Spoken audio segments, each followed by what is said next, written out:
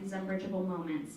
What means of imagining are possible when multiple points of view can be made apparent at the same time and alongside one another when interior worlds surface?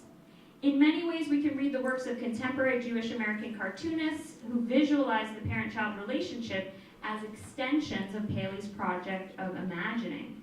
If Paley's vivid poem accurately and painfully presents us with the problem, what additional information can we assemble from a visual mapping out of this relationship? What happens when we see that our children are not us and that we are not our parents? As the following depictions focused on representing Jewish mothers and daughters will demonstrate, and I'll mainly be focused on just a page from a comic by Aileen Kaminsky-Crumb, graphic narratives can relay how bound up experiences are to the individual's perspective and her situatedness in relation to the self and others over time. When it comes to the relationships between mothers and daughters, such visualizations can make apparent what Joyce, in her introduction to You Never Call, You Never Write, calls the fundamentally fraught, ambivalent, but profound relationships between mothers and their children. Perhaps equally importantly, it's through this work of visual imaging that Jewish daughters can respond to and revise what Joyce also describes as the persistent and versatile dominant Jewish American stereotype, the image of the Jewish mother. So born in 1948 in Long Island, New York, Aileen Kaminsky-Crumb is best known as an autobiographical underground cartoonist, starting with her now famous 1972 comic, I guess famous in certain circles, Goldie, a Neurotic Woman. Kaminsky-Crumb set the stage for women and men who would use the graphic medium to reveal their darkest secrets and explore their neuroses. She calls herself the grandmother of autobiographical comics, which I think is apt. Her work is centered on the depiction and deconstruction of stereotypes: ethnicity, sexuality, gender, nationality, religion, culture, and class. None of these categories has been off limits for the cartoonist who at a 2012 comics conference asserted, "I still feel very Jewish, though at the same time I hate it." Kaminsky-Crumb's comics subvert the idea that individuals are defined by stereotypes or notions of self collectively composed by others, even as she builds her narrative around such images and ideas. In the end, her works offer the possibility that by recontextualizing and refiguring damaging group classifications, the artist offers new ways of imagining selfhood. She often draws about the struggle of negotiating between inherited and chosen identities, playing with visual and verbal stereotypes as one way of examining the pervasive outside influences that inevitably shape any autobiographical project. And such explorations often take place in her comics about motherhood. As an identity that has been chosen by her, motherhood has the potential to signify a role that allows her to feel free and indulge in her own style. But as her comics reveal, motherhood is also always inevitably associated with inheritance. The inherited relationship she shares with her own mother, as well as stereotypes about Jewish mothers, not to mention all mothers more generally. So this is the second page from the two-page brightly colored comic, The Bunch, Her Baby, and Grandma Blabette, republished in full in her 2007 memoir, Need More Love, presents a particularly revealing and offensive portrayal of her mother's persona. The title of the comic is telling, as Kaminsky-Crumb has always given careful attention to the names of the people she draws in her comics, including herself, and in this case, her persona is known as The Bunch. In her autobiographical comics, she often refers to her mother's character as Blabette. As the name suggests, Blabette, who likes to blab and whose face resembles a blob, is a hyper-exaggerated representation of various stereotypes about Jewish women, especially Jewish mothers. She's materialistic, demanding, and oblivious. In the comic, The Bunch, her baby daughter, and Blabette go on vacation together to visit the outdoors. Blabette attempts to calm the baby, who cries when she tries to hold her and then ends up throwing up all over her grandma's hand-painted jogging suit. And the narrator remarks that Blabette is totally useless in this situation because she just had her nails wrapped. Blabette's comments and facial expressions drive this narrative, and they contrast starkly with depictions of the Bunch as reserved. She doesn't say very much. I wish I had my laser pointer, but I forgot it. But you can see she doesn't say very much. Her outfit, hairstyle, expressions, and speech bubbles are similarly tame, particularly when compared with more typical depictions of this persona. Indeed, what's especially interesting about this comic is the lack of thought bubbles throughout, as though the force of Blavats's character on the page prevents the bunch from expressing her usual layers of self-consciousness and subjectivity. Further, all three characters, including the baby, are for the most part consistently drawn throughout the short comic, an uncommon characteristic of Kaminsky-Crumb's comics more generally, reinforcing again how the force of Blavats's character stifles the usual means of expression in her artist-daughter self-depictions. The title and architecture of the comic, composed mostly of panels depicting these three characters interacting together, suggests that Kaminsky-Crumb is interested here in relationality and interdependence as mirrored between mothers and daughters, and particularly how depictions of Blavat influence and refigure the way the bunch is constituted on the page in relation to her own daughter. In one panel, the one all the way on the right on top, mother and daughter are drawn with their profiles facing each other, the baby in the middle, as Blavat's words spread and take up most of the space between them, eventually devolving into repetitive yammering and long strings of words, letters, and ellipses. The bunch's head, especially her trademark hair, are cut off in the corner. We see only one eye, frozen in what looks to be angst and frustration.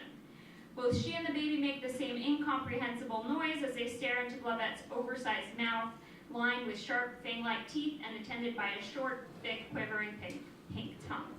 Beside her caricatured mother, the bunch finds herself reverting to an infant-like state, reminiscent of a childhood in which, as Kaminsky-Crumb shows elsewhere, she did not have a voice. The inclusion of the baby as one of the central figures of this comic also reflects a fear of the inevitable repetition of personal histories. If the bunch draws her mother in this way, is this what will someday happen between baby and the bunch? Is the only way for a daughter to gain subjectivity in relation to her mother to draw her as a monster so she can be the human one in relation to her? In the end, this depiction of Blavat as monster can be read more generally as a commentary on Kaminsky-Crumb's process of self-creation on the page. The final panel, the large, offensive one, emphasizes the potential for caricature, both of the self and other, as a catalyst for what I call reorientation. Concluding the two-page narrative is a large close-up of Blavat's grotesque face. A bright yellow emanating light surrounds her head, encasing it, freezing her in time. Here, Kaminsky-Crumb is clearly depicting what she sees as her mother's excessive and suffocating personality. So relax, don't get upset, don't get nervous, Blavat implores in thick and large black lettering as her body language explodes on the page.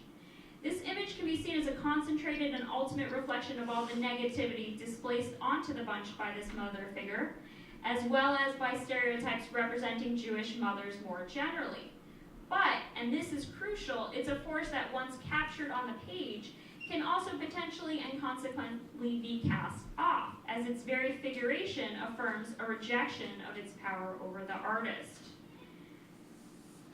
While elsewhere in the memoir, her mother is pictured in photos and illustrations that portray her as ranging from a passive to an active, damaging presence, this mother monster image serves as a decisive, irrefutable portrait. Transformed into an ultimate other, she can never be reintegrated into the narrative without this likeness somehow affecting all other readings of her character. Even so, such an extreme caricature, oddly enough, makes it easier to then isolate that mother monster, to sequester this version of her to the realm of fantasy in order to free up new readings of the past. This disproportionate portrait thus simultaneously reorients Kaminsky-Crumb's persona in relation to images from her past, specifically those depicting her relationship with her mother, but by virtue of its arrangement in a storyline about two sets of mothers and daughters, it also serves as a self-portrait that reframes the bunch's relationship to her own daughter as well as to the vision she has of herself as a Jewish mother. In this way, the monster represents a quintessential persona in her vast repertoire of personae. By maintaining a close proximity between this mother monster and her own self-image, Kaminsky-Crumb confirms the inevitability of always somehow mirroring in her self-depictions the very images she continually works to reject. So in conclusion, I'd like to briefly turn to look at a few other images by Jewish American cartoonists whose own works have been heavily influenced by Kaminsky-Crumb, even as they've moved outside a direct fixation with the stereotyped Jewish and/or female body. This shift reflects the distance that these younger artists experience from narratives of assimilation and integration that nevertheless continue, however, peripherally to inform their works. In her 2010 graphic memoir, Making a Woman, Vanessa Davis, this is pictured here, her persona often calls up her mother's words in narratives through which she explores her Jewish identity. So this is the final page from a short comic titled Holy Rollin'. In a panel on top, the top left panel, picturing a close-up of her mother's face poised in front of a cozy, flowery couch, she recalls her mother as always saying, "Wherever I'm in the world, if I'm around Jews, I feel at home." In the following adjacent panel, Vanessa faces her mother's persona in her own close-up, wearing a scowl, her eyes are rolled. Although a blue background unites the two women, Vanessa's likeness is not tied to any particular space here, in contrast to her mother's familiarly depicted couch, which is pictured earlier in the memoir. Vanessa's cynical thought bubble, drawn in a cloud of smoke beside her, reads, "When are we ever not around a bunch of Jews?" Here, Vanessa mocks her mother's words, but as the rest of the page reflects, she doesn't completely reject them. Instead, depicted as a prelude to the remainder of the page, but also as an epilogue to the first 2 pages of the comic, these words prompt relational explorations. Over the course of the comic, she visually and textually experiments with notions of home and not home, the familiar and the unfamiliar, cast alongside one another, much like the neighboring images of mother and daughter. These disorientations and reorientations are important gestures, signifying not an omission or a disidentification with the world of her mother, but rather an integration of that point of view into her own ever-evolving perspective. Finally, I wanted to end with some webcomics by Lauren Weinstein, who I was lucky, she also drew the cover of my book, so I'm very obsessed with her work in general. But in her webcomics about her daughter, as in this one published online last year, called Reflections on the First Day of Kindergarten, she too uses this visual verbal diagramming to explore her identity as a mother, but also to simultaneously acknowledge that daughter's perspective as separate from hers. In this comic about her daughter's first weeks in kindergarten, which I should say it's presented online as a scroll. Weinstein's very attentive to the way that we read visual text on the internet, so this is part of a scroll. She begins with an isolated portrait of her daughter, as seen here, saying, "Mommy, I learned almost everything today," but then she moves on, second day, to include herself in relation to that daughter, again, very positive image. And finally, you scroll all the way down the comic, this powerful image, she exposes the unbridgeable distance between the two when she pictures her artist hand reaching out to comfort her distressed child. And her child is saying, "I just don't want to go to school today, it's too hard and you do too much learning, and every once in a while would be okay to visit kindergarten, but today might be a good day to take a break." In all of these images, we witness acts of imagining as feats of love, mothers and daughters reorienting themselves in relation to one another in an effort to bridge the unbridgeable divide. And I'm going to skip one image, but I want to end with this image by Lauren Weinstein, going to Natural History Museum with 2-year-old Ramona. So here you have the daughter, and you have the daughter's, you get a sense of her smallness in this museum. And the mother's not present, but of course the hand of the mother is present in creating this image. So again, there's that distance, but there is some kind of attempt to bridge the distance between the two. Thank you.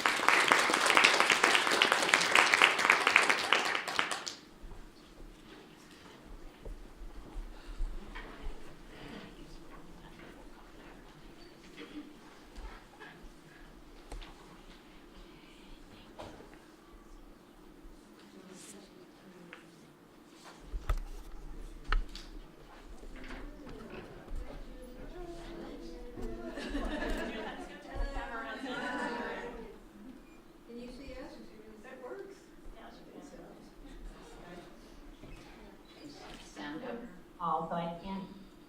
Can you hear us? Spaces, but I can hear you. Yes. Can you hear me? I'm going to introduce you, Judith. Okay. What?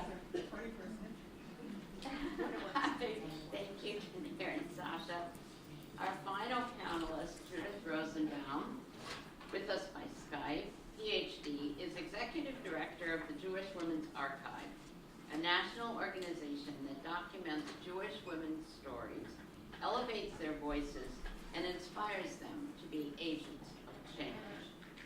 She earned a bachelor's degree in history from Yale University and her doctorate in American Studies from Brown University, and has taught and lectured widely on Jewish studies and women's studies. She also serves on the faculty of the Bronfman Youth Fellowships. Judith regularly publishes in both academic and popular journals and is currently co-editing an anthology that explores contemporary redefinitions of the Jewish mother. Judith. Hi, thank you so much for this opportunity to join you virtually today. I'm sorry that I'm not there in person to celebrate Joyce and to get to visit with all the wonderful people who are gathered in her honor. I have been just extremely privileged to be able to call Joyce a mentor and a friend for the past 15 years, and look forward to all the wonderful things that I know Joyce is going to continue to do in this next phase of her life and her work. So in the 8 years since Joyce published her wonderful cultural history of the Jewish mother, You Never Call, You Never Write, the stereotype that she critically contextualized has hardly receded into the past. In just the past year, we've seen the popular Crazy Jewish Mom on Instagram, in which a daughter posts screenshots of the text she receives from her mother, BuzzFeed's 35 Signs You Were Raised by a Jewish Mother, and a Huffington Post article on 25 signs you're becoming your Jewish mother, among, of course, myriad other cultural references. As the Jewish mother of Jewish Mother Historical Analysis, Joyce has set the bar high for scholarship on this topic. And yet, in her usual generous way, she also set the stage for the next generation of scholars to take up the topic, ending her book with a call for an investigation of the contemporary reinterpretations of the Jewish mother archetype. In the anthology project I'm editing with two colleagues, as well as in my own writing and my work at the Jewish Women's Archive, I'm exploring the enduring caricature and how its lingering presence impacts actual Jewish mothers today, and how a diverse set of 21st century Jewish mothers rework and reframe, reject, and reimagine the old stereotypes. My research is based on conversations with and essays by Jewish women writers, and as well as a few men, of a wide variety of affiliations in North America and some in Israel. What is it about the Jewish mother stereotype that is so culturally pervasive? Why does it endure when so much else about American and Jewish life has changed? Is anything about this age-old Jewish mother still relevant? What does it mean to be a Jewish mother in the 21st century, and is there anything actually Jewish about it? As scholars such as Joyce, Riv Ellen Prell, and my own mother, Paula Hyman, have documented, the stereotype of the Jewish mother emerged as a product of anxiety and ambivalence about assimilation in modern Jewish communities. The Jewish mother came to represent and to bear responsibility for those Jewish traits that seemed to resist acculturation, and for the materialism that came with success. She was tasked with the inculcation of Jewish identity and the continuity of the Jewish people, and mocked and vilified for being excessive in every way, physically, emotionally, and culturally. Even her attempts at restraint were seen as disproportionate and in some way barbed or untrustworthy. Don't worry about me, I'll sit in the dark. In the past 50 years, so much has changed for Jewish mothers in the mainstream. We're prominent professionals serving in traditional and non-traditional roles in the boardroom, on the bench, in the pulpit. We are married to other women or to people of other faiths and cultures, or parenting alone. We're feminists and daughters of feminists. And yet, the Jewish mother archetype remains unchanged, unresponsive to the enormous cultural changes of the past decades, even as it emerged in response to the shifts that made these changes possible. What hasn't changed in the 21st century is that Jewish mothers and non-Jewish mothers of Jewish children remain tasked with the challenging role of crafting, articulating, and transmitting Jewish identity. Another continuity is that motherhood remains a site of cultural debate and supposed crisis. According to the latest headlines, sound bites, and cultural trends, mothers are either leaning in and abandoning kids to nannies or opting out to stay at home and steam sweet potatoes. Mothers, to hear the media tell it, are obsessing over whether we can have it all, whether breast is best, and whether dads matter. We're called helicopter moms, tiger moms, attachment moms, and free-range moms. We are all Jewish mothers now, as Joyce so aptly titled the final chapter of her book, meaning that the debates and anxieties about mothering have seeped into general culture, and all mothers are now accused of the kind of over-involvement and hysteria that was once attributed to Jewish mothers in particular. So if that's the case, what is specifically Jewish about the Jewish mother? In my work on contemporary Jewish mothers, I've identified three themes that emerge in the morass of questions around this overdetermined identity. The first is about Jewish identity and the role of the Jewish mother. In contemporary American Jewish communities, meaningful engagement with questions of Jewish identity is often coterminous with the start of parenthood, as the arrival of children sparks questions and some decision-making about ritual practice, family traditions, and Jewish education. Therefore, motherhood becomes a central context for exploring Jewish identity. I've encountered the pervasive theme of Jewish mothers' role in creating a Jewish family life. A recent example, my friend and colleague Carla Nomberg has launched a new blogging series at Feller.com, which is a prominent Jewish parenting site, called the Jewish Mother Project, in which she tackles topics of Jewish practice, fasting on Yom Kippur, making Shabbat dinner, etc., through the lens of her role as a Jewish mom. I sometimes call this approach the "do I need to know how to make matzo balls to be a Jewish mother?" Or, to put it in a less flip way, do I need to know what it means to be a Jew, to be doing my job as a Jewish mother?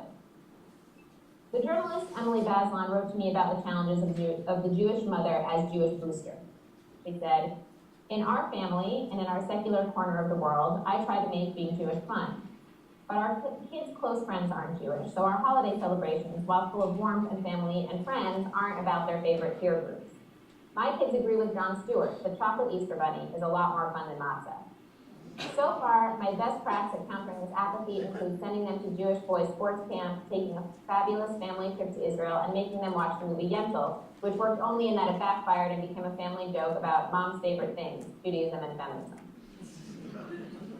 This theme of responsibility for Jewish identity is particularly prevalent given the increasing trend of intermarriage. In families with multiple and sometimes competing cultural and religious traditions, the question of the meaning of Jewish identity and the role of the Jewish or non-Jewish mother in facilitating Jewish identity takes on particular urgency. This is a theme that's less about women's identity specifically and more about cultural transmission more broadly, though of course it remains of particular concern to women because of the continuing assumption that mothers will be in charge of religious education and inculcation of Jewish identity. In fact, it identifies what is perhaps the major crisis of modern Jewish life, when we are free to practice or affiliate or not, when tradition is ultimately what we make of it, when Jewishness is an identity choice among many others, what weight and meaning does it carry? The answers that emerge are, as one would expect, individual and idiosyncratic, and do not lay the larger question to rest, but rather call attention to it. The Jewish mother, then, much like her mid-20th century counterpart, is caught in the middle of this paradigm shift in Jewish identity, often responsible for determining the notion of what it means to be Jewish in all of its emerging 21st century permutations.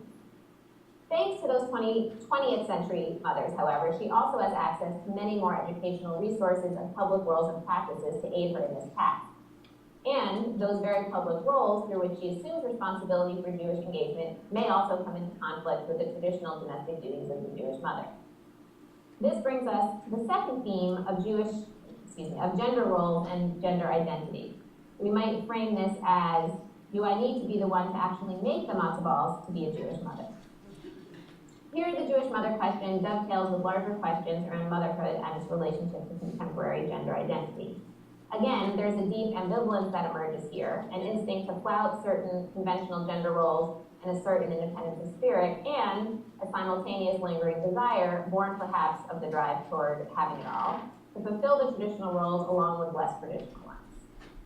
Legal analyst and journalist Dahlia Lithwick, who comes from an Iraqi Jewish family, wrote, "Once, when my husband and I ran a panel for law students on the topic of work-life balance, he pointed out that most working moms don't feel the need to make home-cooked meals from scratch every night.